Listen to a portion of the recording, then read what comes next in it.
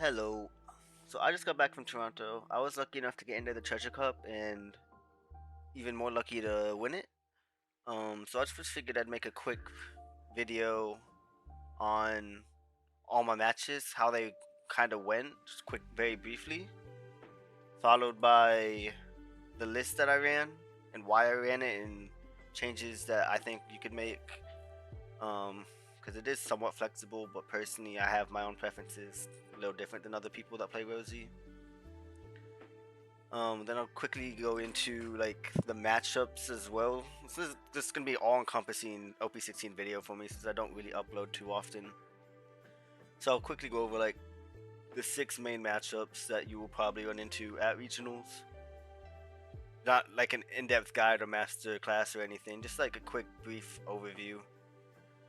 And then finally I'll just do like a quick little semi tier list at the end. But yeah, so I played Rosie. Everyone knows Rosie's my favorite character in One Piece. So I now that this deck is playable again, I'm very happy. Played Rosie, playing it as long as it's gonna be a deck that I think can win.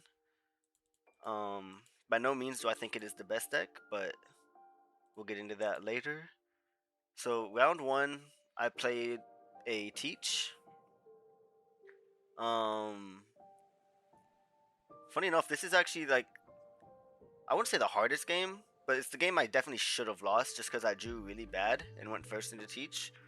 But it's round one, so it was a new player. Honestly, don't even remember what happened. It was just a new player on Teach round one and got lucky.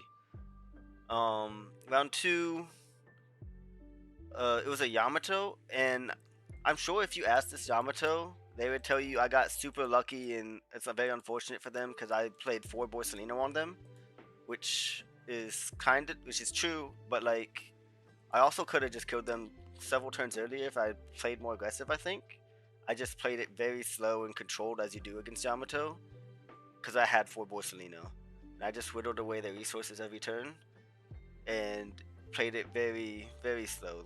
Um, because the deck actually doesn't put out a ton of pressure as like you would believe it does.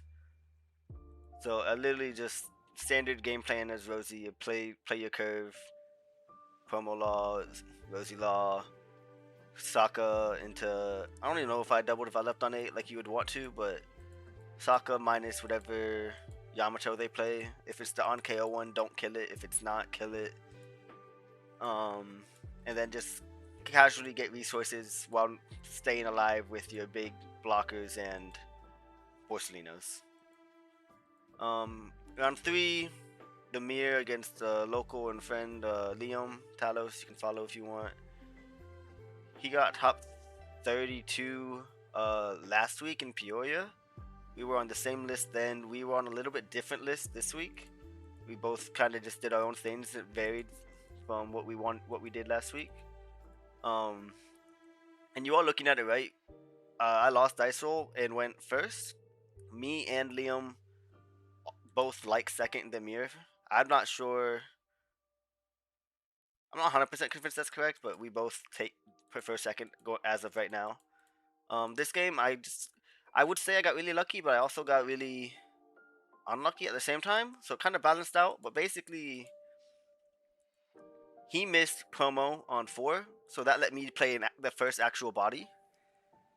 And then I was missing stage and 2K law all game, but I was able to rip law him. I think on 6. Basically on 5, I played Rosie Law, no effect because he had less on. And then on 6, I went Rip Law, Promo Law, and I double developed while ripping 2 out of his hand, and I got really lucky and hit 2 Borsalinos.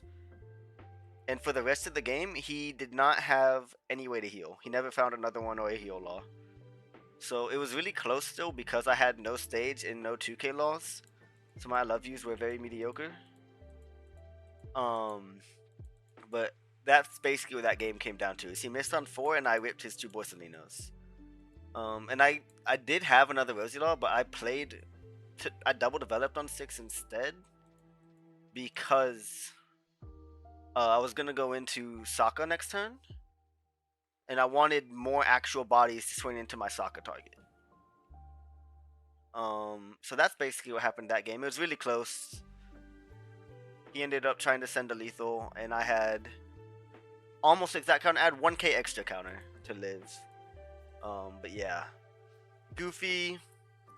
Honestly, there's not much to say. He didn't see any stuns, and it's literally that simple. If they see no stun, they definitely just die and lose. So he saw no stuns, and you just played standard curve and kill them. This Yamato, this game was actually a little closer, but I still don't even want to say it was close because it's just kind of how the matchup goes. I pressured them and put them on a clock, while I was never really in any threat of dying. Kind of how I would have done to this one if I didn't have 4 Borsalinos. This guy, I just simply played the curve, did what you do. You play.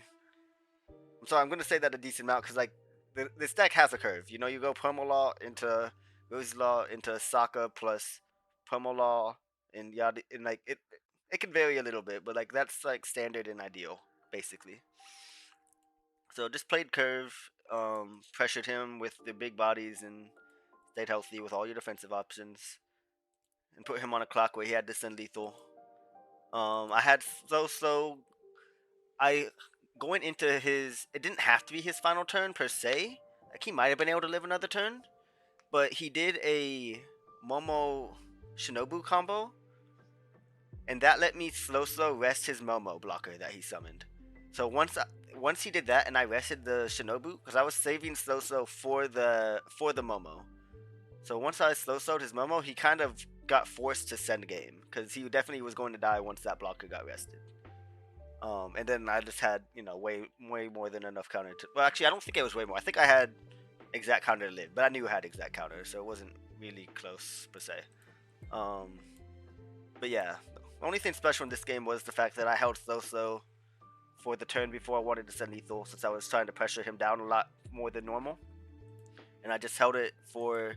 I didn't. He had 8k Yamatos I could have used it on earlier to stay healthier, but like I was wanting to send lethal next turn, so I was waiting for him to summon the Momo.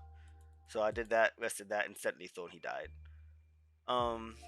This round, I actually forgot to tag him. That's my bad. This was actually against Andy Wynn. He got third. He won dice, but I just curved out perfectly. I kept a hand of Promo Law, Rip Law, Sokka, Mama. So I had no Rosi Law and no way to find it. But in my mind, I had Promo Law, which is kind of what you want to see going first, more than Rosi Law, because it's just lets you play a body a turn earlier, which is really important against Teach. And then I had Sokka Mama, which is also what you want to see against Teach. And if I didn't find Rosi Law, like for starters, I had 7, 9, 13, 17 draws to find Rosi Law or cards that will help me find Rosi Law, right? So like I have 2 turns to top deck, 2 of 17 cards that could have been like helpful to help me find that curve.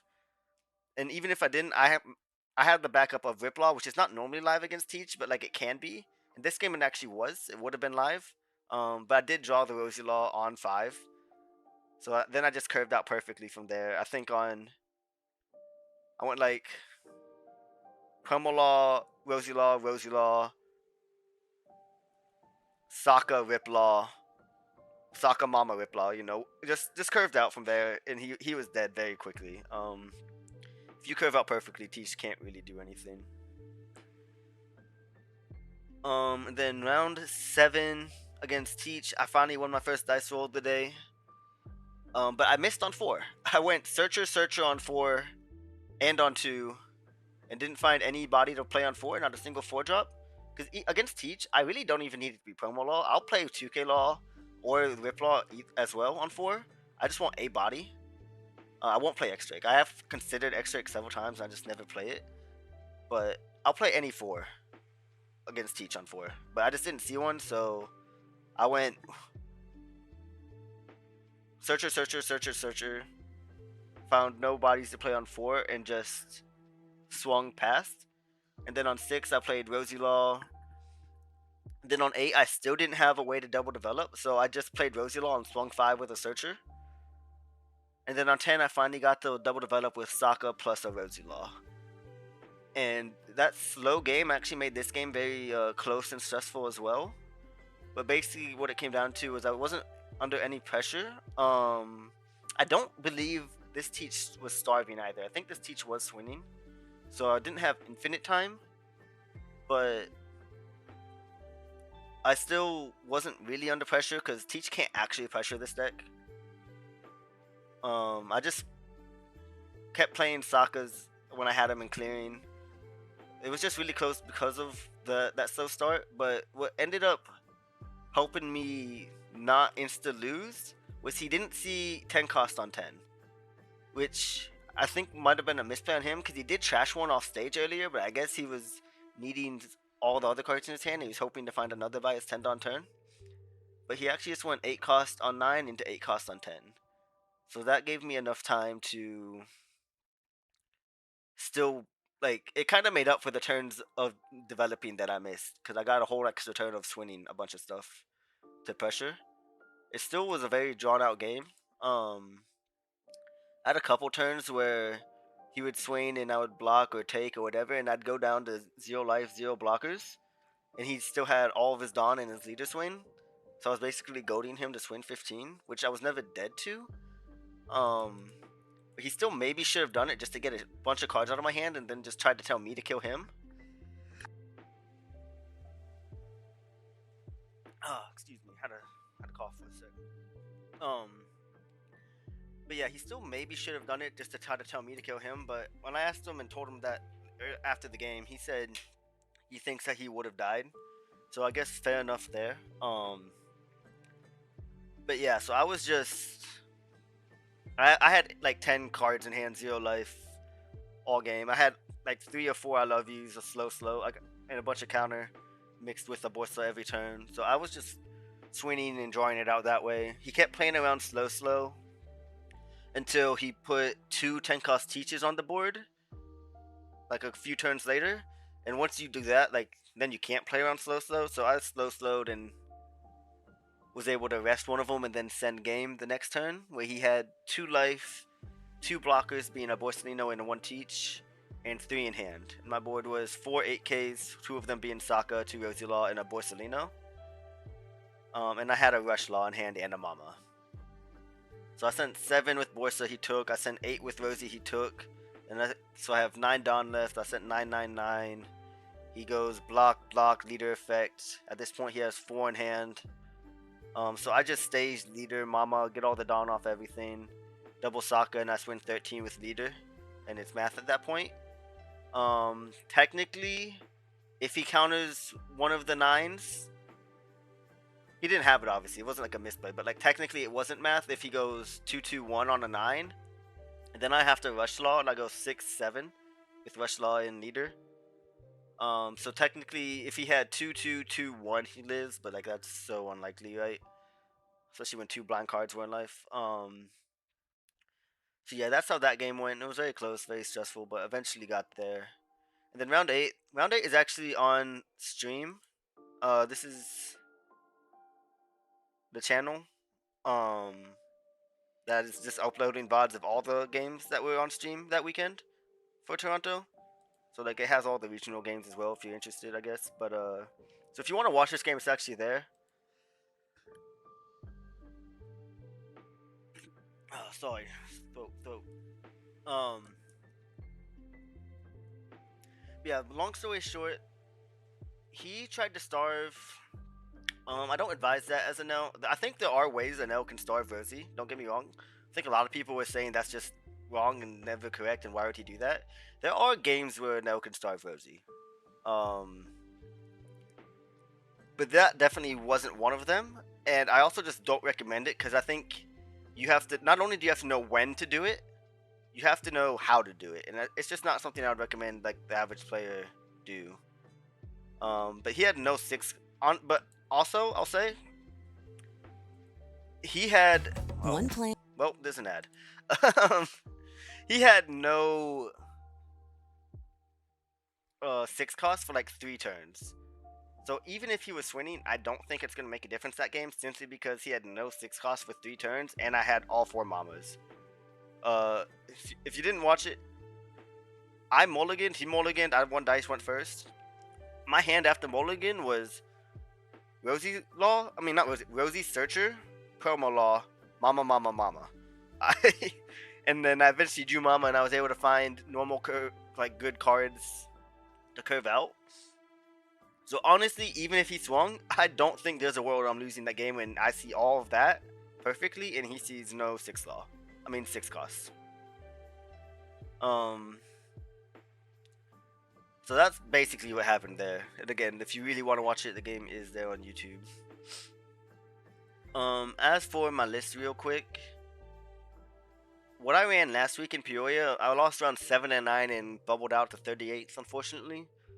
But I went X2 last week, and I changed one thing. I cut one Rosie Searcher, which I hated to do, but I needed to find room somehow.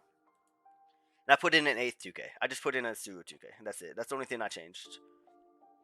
I think Liam changed a couple other things. I think he stayed on 7 2Ks. He played like a second slow and one lightning. I think he cut like one Rosie Searcher and one Divine to put in a second slow and a lightning. He said lightning didn't come up for him all day. I don't like that card, but lightning is a fine card to run. I think the list can vary in so many ways, but I think personally I'm pretty happy with this list. The cards that I want to include would be like another another Rosie Searcher, a second slow. Like if I had 52 cards, that's what they would be. Um, it is only 16 law targets. I honestly don't think I whiffed all weekend. You can call that very lucky, but it's also like you have to just be smart about when you play this card. You don't just spam it if you have it in hand.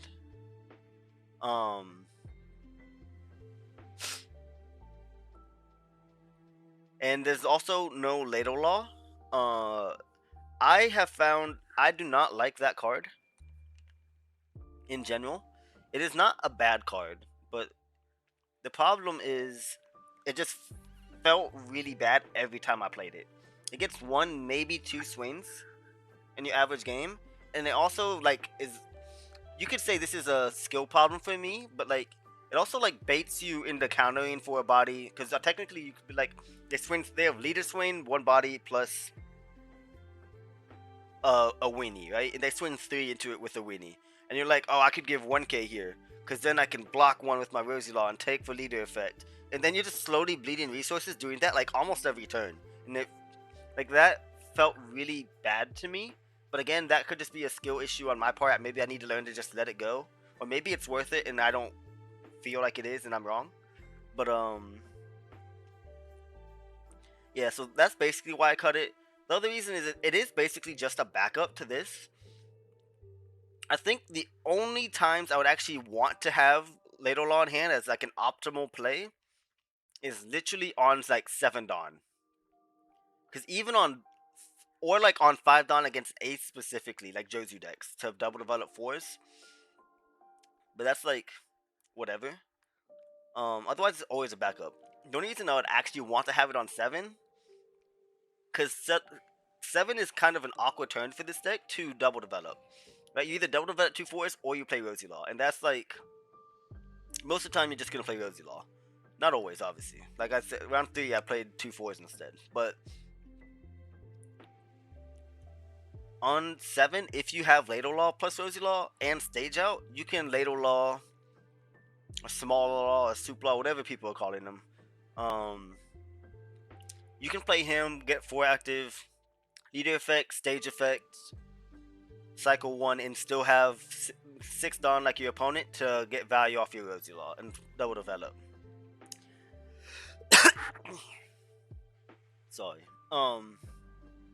That's really the only turn I ever found Ladle Law to be like ideal. So I decided to just cut him. If I really wanted more law targets for my Rosie, I would honestly play like a 4th Whip Law and a 2nd Heal Law if I really felt like 18 was the number I needed. But I think it's fine. So that's basically it for the list. I also think you could play again several changes. You could play one departure. I would like two slow. It's just hard to fit. I don't like lightning, but it's fine. I'm kind of just winning it here. I don't have a script, so I think that's everything I wanted to talk about with the list. I probably forgot something. If anyone has questions, you're always free to ask in the comments. I will do my best to respond to them. And then finally, I wanted to go this is very briefly over the matchups in this meta. Not like a masterclass or anything. I'm not the reason I don't coach for people that I've had a couple of people ask me about coaching in general and all this stuff. The reason I don't coach is because I don't think I'm good at putting stuff into words and theorizing stuff and I also think a lot of times my answers, as Liam would tell you, are it depends because I think a lot of this game is responding and being able to adapt to what's happening in the game. And that's not something that a coach can necessarily tell you how to do all the time. Um, so this is gonna be like a quick overview and the best way that I can say explain these matchups without taking like 20 hours and trying to explain every little detail online that could happen. And again, if there's anything that you have specific questions on, you can ask them, and I'll do my best. But so first, the mirror. Again, I like second for the simple reason of you minus on 2, and then they don't get to play promo law. They have to play later law if they want to play anybody, or they have to play promo law and not get to, and then you get to play the first Rosi law. So if you go second, you either get to play the first actual body in promo law on 3 or 4, quote unquote, but 3, or you get to play the first Rosi law. Again, I'm not entirely convinced one way or another if second's better. I know the majority of people like first, but that's like kind of my reasoning. I also think second is possibly just like easier to pilot, which does come into play because I think a lot of this game is just punishing your opponent's misplays in general, no matter what deck they're on.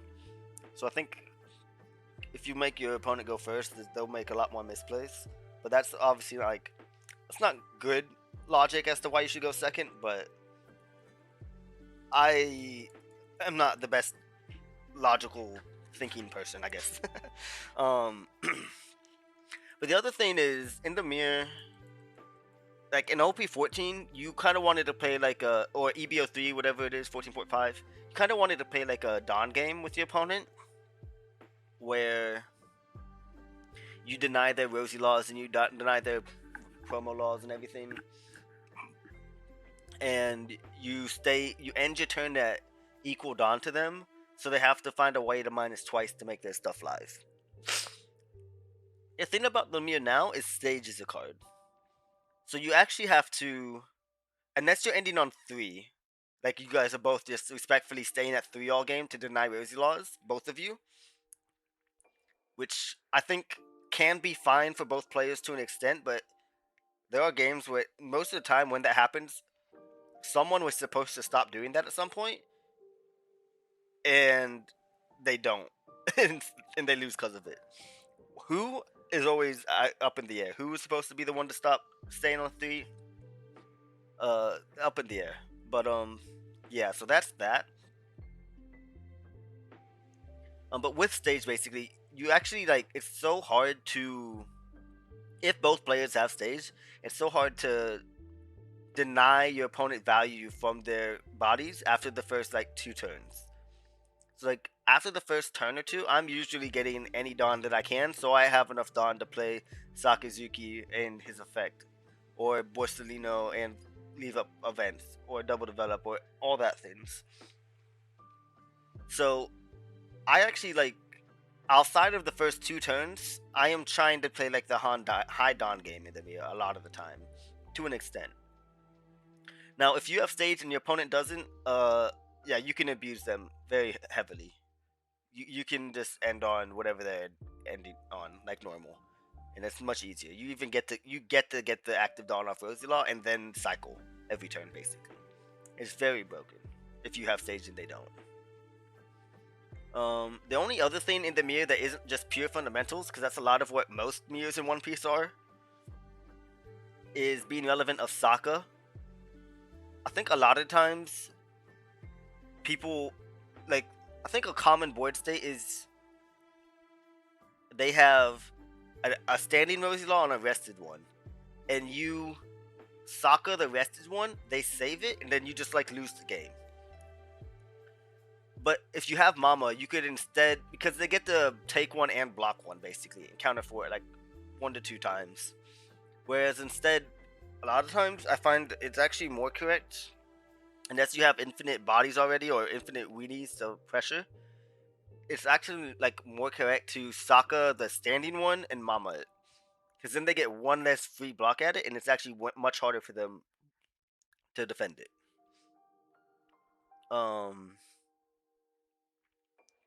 But yeah, other than that, it's really just Sokka, Rosie Law, Borsa Gaming. And then Leave Up Dawn, Spec Slow. Lightning is actually decent in the mirror. I don't have that card, obviously, but it can threaten lethal or just help clean up board sometimes in the mid game. I think the mirror is like, the mirror and Goofy are the only matchups I would want Lightning. I know people like it for comboing with Sokka to clear like Teach and Newgates, but outside of Ace, which is not relevant, so I'm just playing to dodge that matchup. Outside of Ace, like Nami and Teach, already favored matchups. I really don't care to have Lightning for those matchups just to clear a 10 cost. It's win more 90% of the time. But I do think Lightning is decent in the mirror and decent into Goofy. The reason I don't play it is because, like I said, I think it's only decent. I don't think it's needed. I don't think it's amazing. It's just okay. And it's a brick, so I'd rather just not.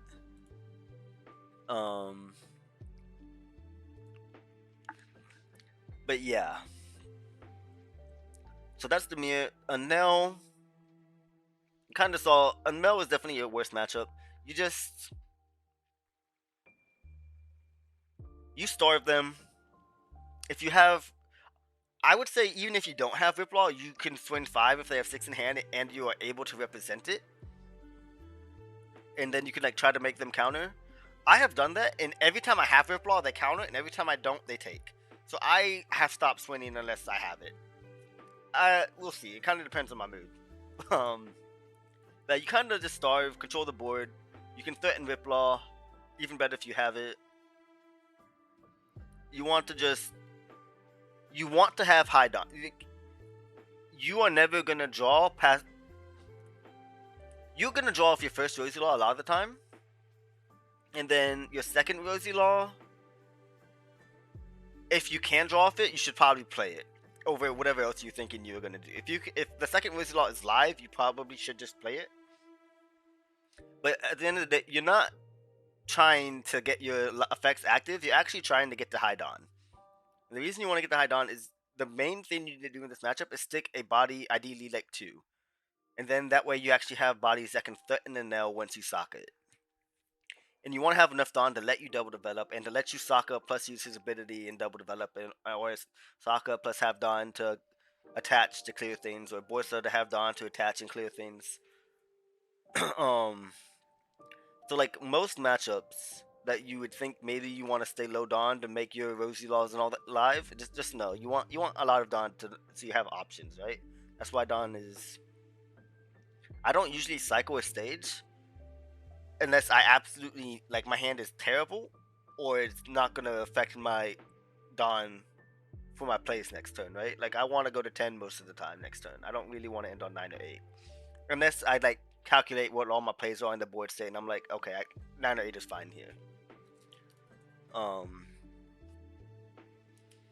yeah, so you just control. You want a lot of Borsalinos, a lot of Sokkas, a lot of Mamas. Zoso is like your 5th copy of Mama in that matchup. Departure is really good because making an Enel a 2 instead of a 4 lets your weenies hit it for free, which makes it way more likely to die. And it's cheaper, so it lets you still play a Rosie Law. Or if you have a Sokka out already, you can play a Borsalino with it. Or you could play like a promo, float more Dawn, like a lot of things. So that's honestly, I think this matchup is one of the main reasons I like 2 Departure. It's because it just helps you clean up Enels easier, which is kind of how you win this matchup. You need to if you can clean up their Nels or they miss a Nell, you're basically gonna win. As long as you're not dead by the time it happens, right? If they have 2 Nels and you're at 0 life, that's kind of where it gets to like a doomed game state, where you're trying to just pray and they have nothing else, and you have everything, you know. Um,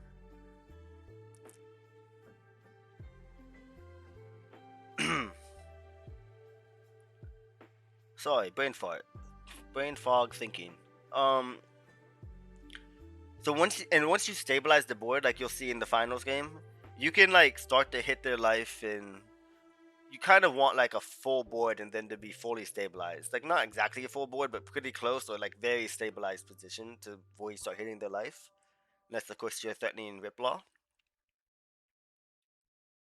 But an actual like it's kind of harder to do in tournament just because of time. But I think in this final game I actually would have done it. Uh, actually no, I would have done it just because like I was so far ahead on board that it was actually 100% correct to just hit him. But his deck by the time I started hitting him was like 13 cards. Like I could have decked him out, but it's not worth risking that because I didn't actually know how much time was left in the round, and the win thing was already won. But a lot of times against this deck, if you're playing fast enough and your opponent isn't playing very, very slow, like to the point where you should probably call a judge type of slow, a lot of the times your win con in this deck is decking them out into the NL matchup, unironically. So keep that in mind, but also keep time in mind. It's kind of a hard balance there. But don't get me wrong, this is still your worst matchup. If they are good and they play it well and they see what they need to see, you're still gonna lose, and you just have to accept that. Next goofy matchup. I think this matchup is very, I want to say simple, but kind of not. So the main thing to here is you just play your game. You try to control the board a little bit, but while you mainly just want to get all the resources you can out of their hand. So if they have a rested character, you usually hit that rested character just to lower their hand size.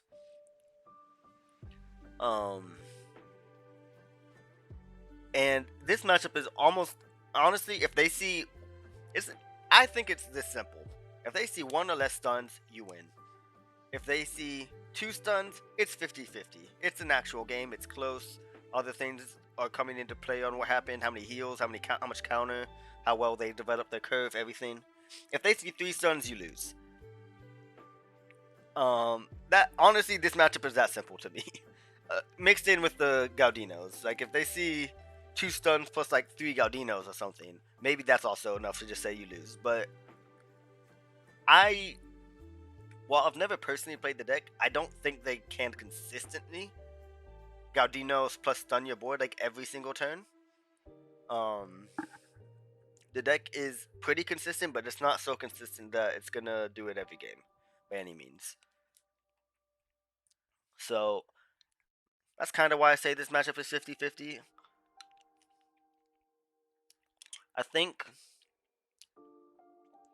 the main thing to keep in mind with this matchup is sometimes you have to realize when you can't block, or when the hardest thing to know is when you should and shouldn't free block, basically. If it's early in the game, you probably should free block, and if they start stunning your board, you want them to start doing it earlier rather than later.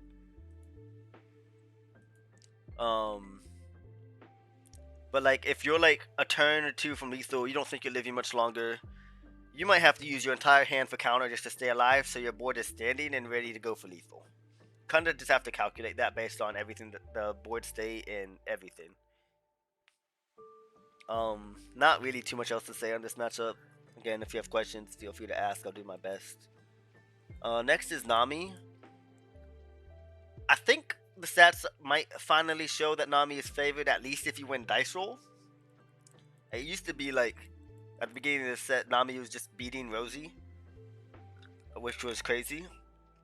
Which it wasn't, by the way, but like it was statistically. I think now I don't have them. I don't know, but I think now it finally showed that Nami is favored, at least if you win dice roll. But honestly, it's favored either way. This matchup is very free.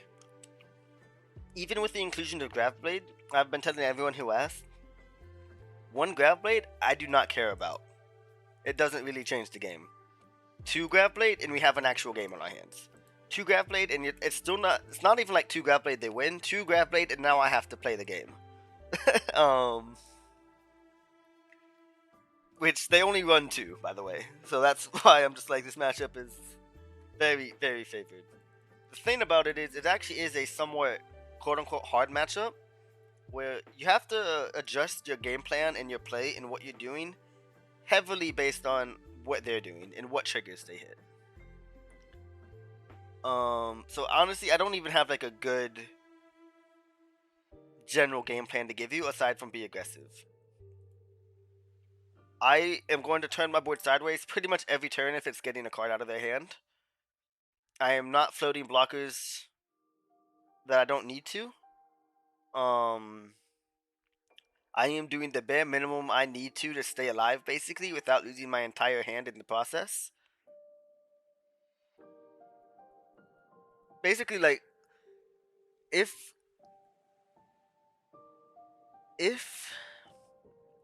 they can threaten lethal,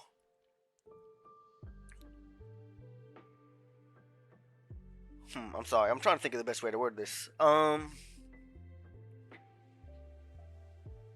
If I am not dead to their board, and I'm not gonna, and they can't just freely get cards out of my hand with their board, mainly like a bunch of, like, they can get all my cards out of my hand without even having to commit for it, then I'm gonna swing everything that I can. I usually float like 1, maybe 2 chunk blockers in the late game, depending on, and most of the time the chunk blockers are like Borsa, Promo, or Riplaw, just for their Robins and 8 costs or new gates that they played. I float like 1 or 2 blockers for those, but like, if I don't need to, I'm not floating it. I'm getting as many cards out of their hand as I can, and I'm being aggressive.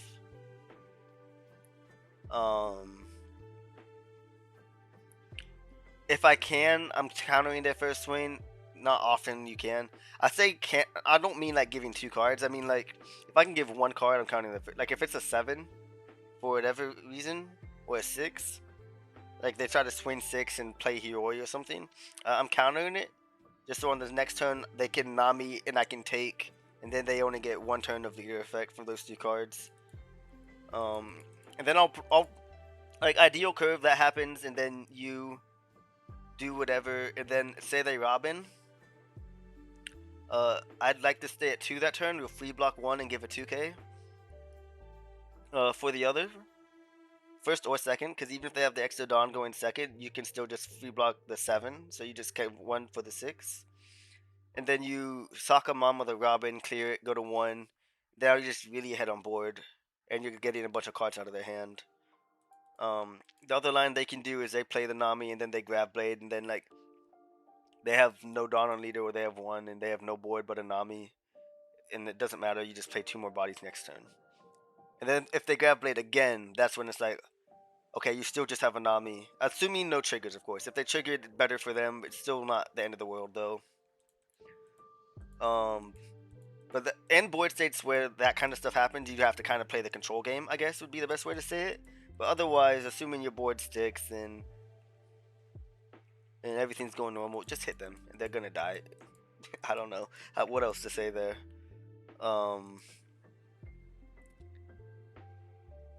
But yeah, just play it.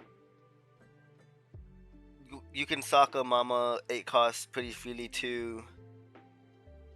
Again, just you don't even have to respect unblockable Sanji a lot of the time, but you very easily can, so you might as well. And that's pretty much all. If you have any specific questions, feel free to ask. But like again, don't have a better way to explain it. This matchup does heavily depend on what's happening in the game, what your hand is, what they've done, any triggers that have happened. But at the end of the day, it's very favored. You just have to know how to pivot the game plan based on what happened. Next is Teach. It's just the classic game plan as well. You just need to curve out. The thing about this matchup is you do actually like need Sakamama. I think if they see 4-cost Burgess and with their normal curve with 6 into 8 into 10, you kind of need 2 Mamas. I'm not gonna say need, but you kind of definitely want 2 Mamas, or you need to be so aggressive that you kill them before they can stabilize your board. And this matchup does vary as well, because like most heat starve, but I've had some that don't, right? And how you play it very like changes a lot when they decide to hit you or not, obviously. But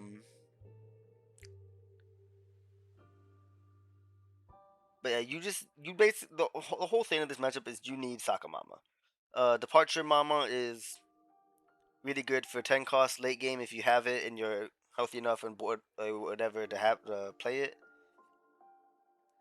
I think one little tip I guess early is your one. If I'm going second or even first and I have actually mainly second because going first you can swing then play the one on 3. But if I'm going second, I would probably not play 2 ones on 2 unless I have like infinite ones in my hand, just so I can swing 5 on 4 and not have to worry about a dot Q trigger that pops both my ones, because I want to have a 1 left for my Sokka. So I'll hold back a 1 till at least after my first swing, just to play on the first dot Q trigger, so I have a weenie to swing at bodies with Sokka. Other than that, you mostly ignore the 6-cost Shiryu.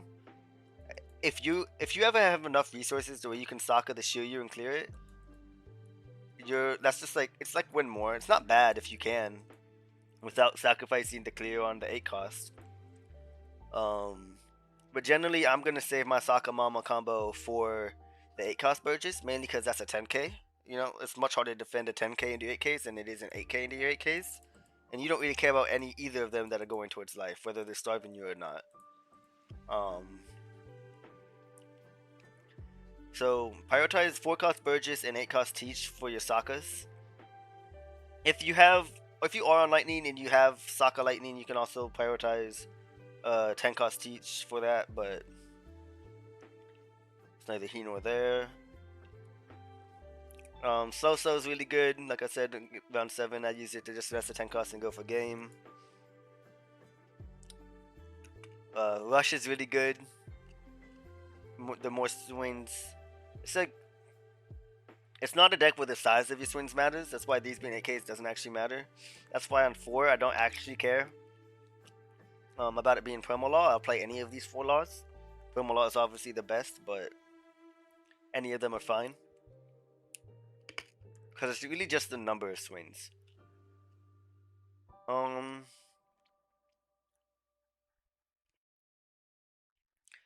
Yeah, other than that, be aggressive. Even if they aren't starving you and you're going down to 0 quick, you really don't have to be that scared. The most they can normally do is like spend an 8 Dawn to make one of your characters not be able to block. And even if that's your only character, they'll get like a 5 and a 10 swing in. Or like, a 5 and a 12, I guess, if a 10k stuck. But normally that shouldn't kill you. And then you're perfectly fine to just stabilize from there.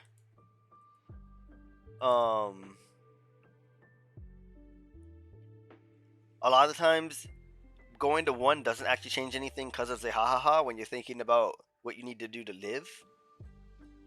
So if I'm at 0 and I have the choice between Sokka or Boisolino, but Sokka's clearing a body and giving me a bigger body and giving me extra Dawn every turn, I'll probably just Sokka the body and stay at 0 and leave behind 1 blocker, or play 1 blocker with leader effect and go with promo law or rip law just to chunk block. Going into their 8-cost / 9-cost turn, not going in after the 8-cost / 9-cost turn, if you don't have Sokka Mama, but you have Sokka, you still would want to just Sokka that most of the time. I say most of the time because, like I said, it always depends in this game. Everything depends on everything. I think the difference between a good and a great player is knowing when and how to adapt to the situation and not just following blanket rules and looking at things in a blanket like that. But most of the time you're gonna want to Sokka the 8 cost, and even if you can't clear it, it's a 4K. It can't hit you next turn. That's more relevant when they're starving you because it gives you the time to pressure another turn with your board without your board ever actually getting pressured. So you normally get to stick your board for a whole extra turn to hit them. And if you only have one Sokka, you probably don't play it the turn after they shear you. You probably want to hold it for that 8 cost. Unless you're clearing a Burgess that's already really big, and then you can just hope to draw another Sokka maybe. But otherwise, it's like probably better to just double develop on that turn and save Sokka for the 8 cost. Okay, I think I pretty much covered everything about Teach that I wanted to. Again, any questions or anything I forgot, feel free to ask. And then the last matchup I wanted to go over really is just Yamato, I guess. There's other matchups in the meta that honestly I just couldn't tell you because I probably haven't played them. The thing about One Piece, when you play a rogue deck, you don't really know what to do. That's kind of when fundamentals come into play. So any other deck outside of these 6, I have like very little, if no, experience in. So I just rely on fundamentals. I guess the only other one that I do have experience in is Ace. But again, that deck actually is just fundamentals. I don't really know how else to say it. If you're losing the Ace, it probably is a fundamentals problem. Not to say that you can't lose. I think that matchup is not good for you, but it's winnable. And you win simply through fundamentals. It's just combat math and all of that. So I don't really know what else to say there outside of try to clear 10 costs, I guess, with departures and Sokkas and all that. But the other matchup is Yamato. So you want first in this matchup. I guess I didn't say what you want for all these curves. So like I said, Mir, I want second, most want first. I still don't know for sure. I don't have another tournament for at least a couple weeks, so hopefully by the next tournament I'll know for sure if I want first or second. For now I'd recommend just going first, I guess, because that's what everyone wants. But I explained earlier why I want second. And now you want first. If you go second, you can promo law into Sokka a lot of the time. They're first to know, which is something, but they can either defend that or they can like Kit and Mama stun you for law, so it's not even that good, but it's a line. Goofy, you want first just to be aggressive and play your normal curve. Nami, you want first, same thing. If you go second though, it's not that bad because you actually just get to go like 7 on 4 play promo law and then 7 on 6 play Rosi law, so it's fine. Teach, you want second. For the main reason of it delays 10 cost a turn, and you have more bodies to play on 4 than you do on 3, and any bodies in general just what matter in that matchup. And then yeah, Yamato you want first. Just again, Yamato and Goofy are similar in the sense that you're kind of racing them, quote unquote.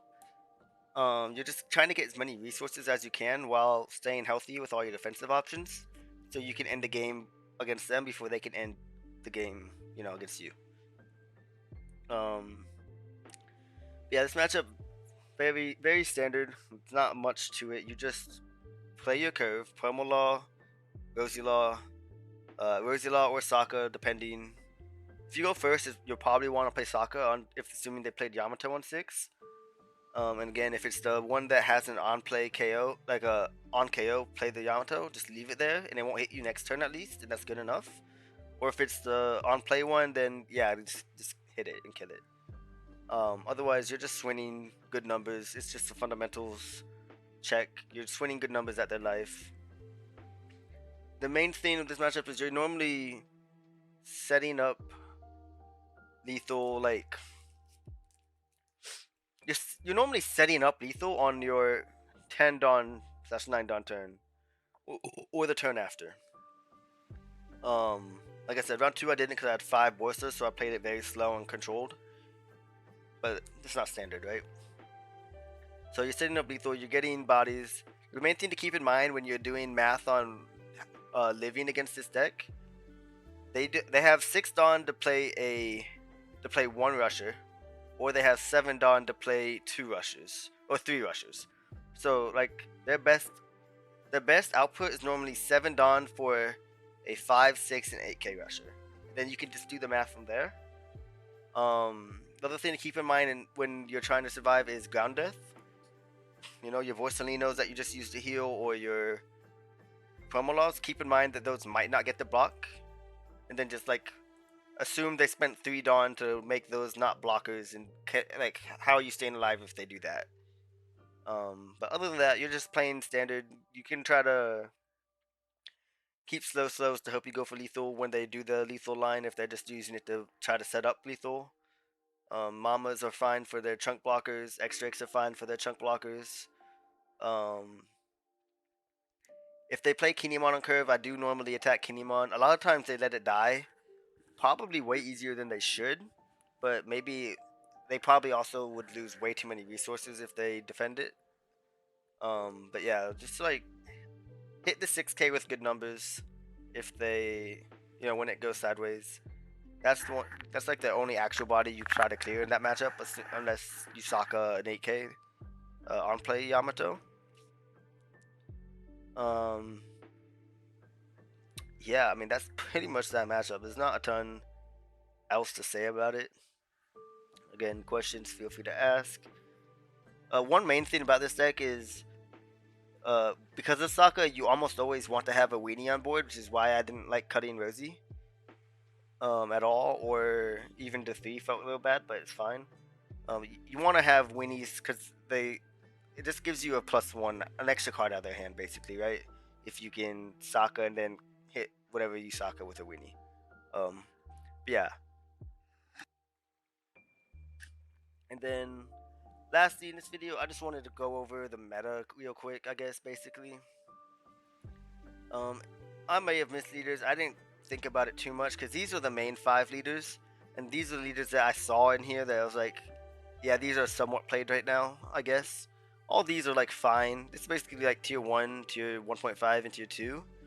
All these leaders are fine. If you really enjoy the leader, you're probably okay to bring it to an event. I don't think it's the choice to try to win or do really good, but like you could definitely X2 and make top cut with these or whatever.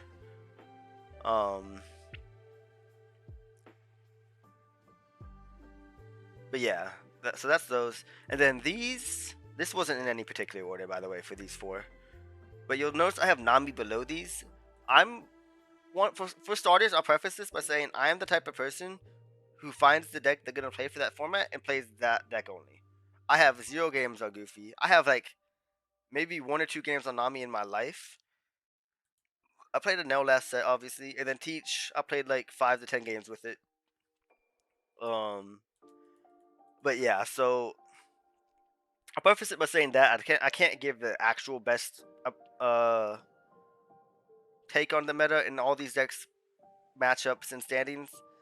But I'll say in my understanding of Nami's matchups, favored into a Nell, unfavored into Rosi. Although I think, okay, so I'll say from a Nami player's perspective, I think they're favored into Goofy, favored into Rosi, and favored into a Nell. And I think they're favored into those 3 and can beat Teach.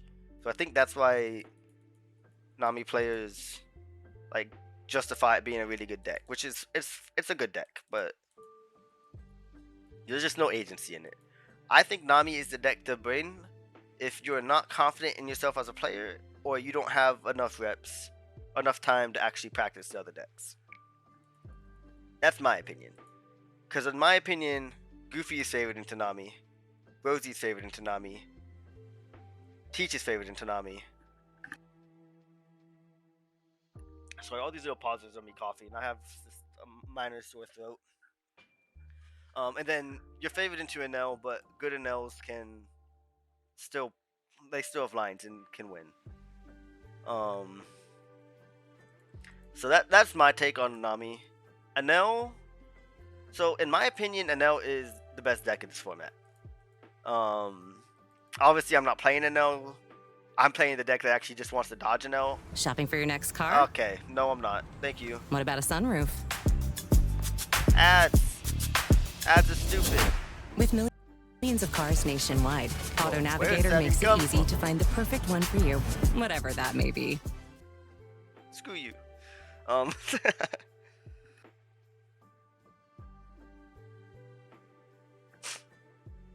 man. So Anel, I think I'm playing the deck that actually doesn't want to see Anel, obviously, but I think Anel is the best deck. Your favorite into Goofy and Rosi, and then you're unfavored supposedly into Teach and Nami. And I wouldn't even say supposedly. I think you are unfavored into Teach and Nami.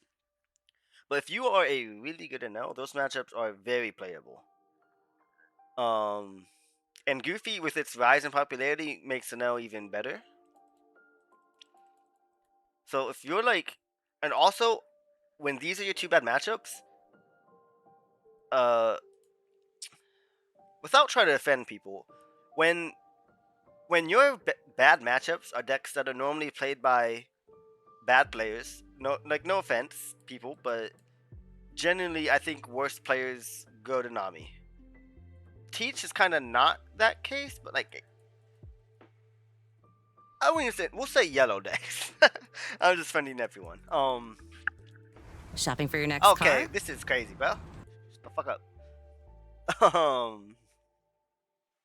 When your deck's bad matchups are generally piloted by, again, for lack of better word, bad players, you have a better chance of outskilling them to win the matchup. So I think Anel has that going for it. I'm not going to go too much more in depth. I'll just leave it at that. I think there are lines into these two decks and your favorite into these two. But again, if you're not the best Anel, it's probably not the best choice. And these decks, even if you are the best Anel, can still just high roll you, and you can low roll and unlucky. Rosi, I said these are no particular order, but I am just kind of going right to left just cause. But again, I think Anel's best deck, I guess. Rosi is like unfavored into Anel, unfavored into good Anels. If you do run into a bad Anel, I think you're going to beat them most of the time if you're good. But also if they miss 6 costs, you're going to win a lot of time. But unfavored into Anel. Goofy is 50-50 in my opinion. But I think it's 50-50, but if there's an argument for either of these decks to be favored into each other, it is probably Goofy. Goofy is probably, if like I could be more convinced that it's favored for Goofy than I could that it's favored for Rosi. But again, I think they just have to kind of high roll is the thing. Like if they high roll, you just die. But yeah, I think it's 50-50, and I'll leave it at that. But then you're favored into Teach and favored into Nami. So if you're expecting a lot of yellow, and also I want to say real quick with Rosi, people look at Rosi and they say it's the 50-50 deck. Why would I want to play a deck that's just 50-50 into everything? And that confuses me. Because I thought that's kind of what we wanted. Because when you're 50-50 into everything, you don't really care what matchup you see. Which, to be fair, I don't. Even Anel, I don't really care. Because unless it's like a top player like Jonas or somebody, I'm very confident I'll be able to outskill them anyway. So like when I hear 50-50 deck, I'm thinking that's great. Because 50-50 deck means the better player is going to win a lot of the time. So I'll say that real quick about Rosi.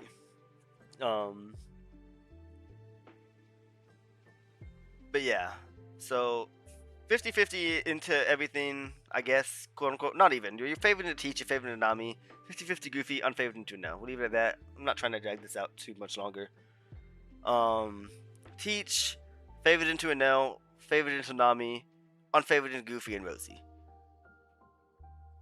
Do with that what you will. I think it's still one of the best decks. You have lines into both of these decks. If Rosi misses anything, you could actually become favored quite quickly if they miss Sakamama or just a play in general.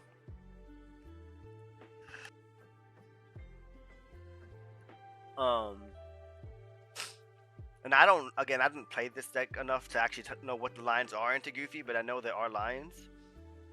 It's still your worst matchup, I think, but it's fine. Goofy is actually in a very similar position to Rosi, in my opinion.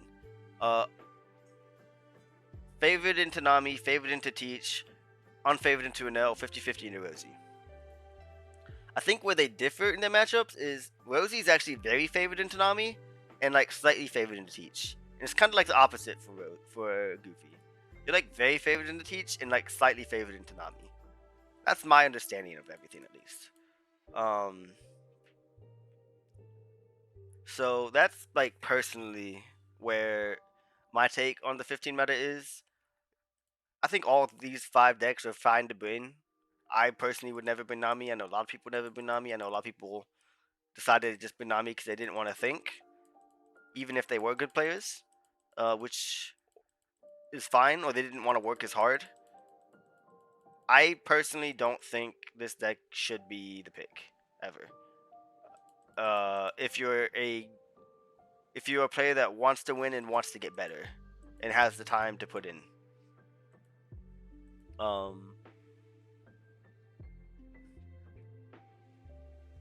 Yeah, I mean that's basically that. Any of these 4, I'm like, any given day, any of these 4 decks can win. I will say, I think as far as general player base goes, I think there are less good Rosi players than there are for these decks. I think there's just less Rosi players in general. I think this deck's not as popular as these 3.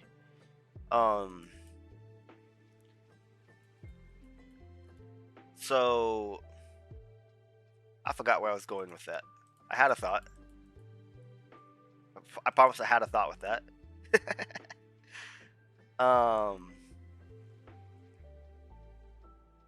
But yeah, I think any of these 4 decks are fine to win. If I had to say which deck is best, I'd say no. But I think on any given day, Shopping for your next car? What about third row seats? Any of these 4 decks could win, in my opinion. Obviously Nami could too. We've had Lucy win some. Like, I didn't even have Lucy yet. Lucy, I would also say is like B tier, but I guess it's somehow doing quite well actually. So maybe it's 1.5. I don't know. I'm not trying to get into it. Don't really care. I don't think it's in the top 5. I think these are the top 5. Yeah. Thank you for coming to my TED Talk. Any questions? Leave in the comment. Peace.